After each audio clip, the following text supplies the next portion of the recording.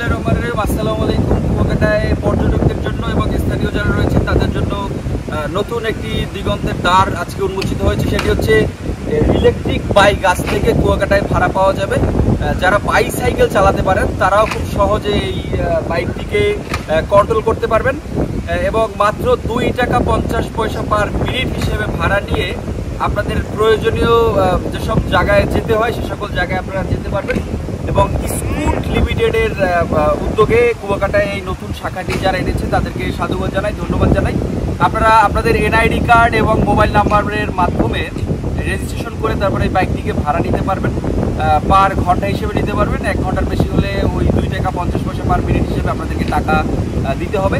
এবং এই বাইকটিতে কোনো ধরনের গিয়ার নেই, আপনারা জাস্ট চাবি অন করবেন এবং পিকআপ রয়েছে, 2 হাতে পিকআপ এবং 2 হাতেই ব্রেক রয়েছে। আপনারা খুব সহজেই এই বাইকটিকে চালাতে পারবেন।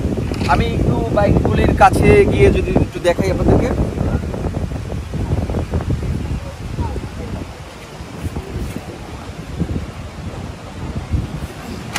খুব সহজে এই বাইকগুলি চালানো যাবে। মাত্র গাড়ি পার্কিং করলে আপনি একটু বলেন তো কি? গাড়ি পার্কিং করলে 20 সেকেন্ড পর গাড়ি অটো ব্লক হয়ে যাবে।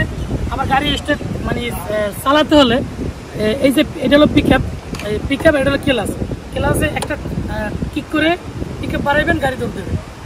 ধন্যবাদ আপনাকে।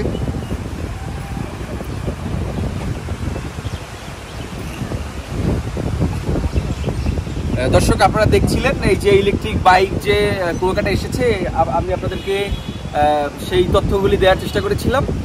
আপনারা এখন থেকে যারা কুয়াকাটায় ঘুরতে আসবেন, যাদের বাইক নেই তাদের কোনো টেনশন নেই। আপনারা এখন থেকে এসে আর অটো বা ভ্যানে ঘুরতে হবে না, নিজেরাই এই ইলেকট্রিক বাইক ভাড়া নিয়ে তারপরে ঘুরতে যেতে পারবেন। তো সবাই ভালো থাকবেন, সুস্থ থাকবেন। আল্লাহ হাফিজ।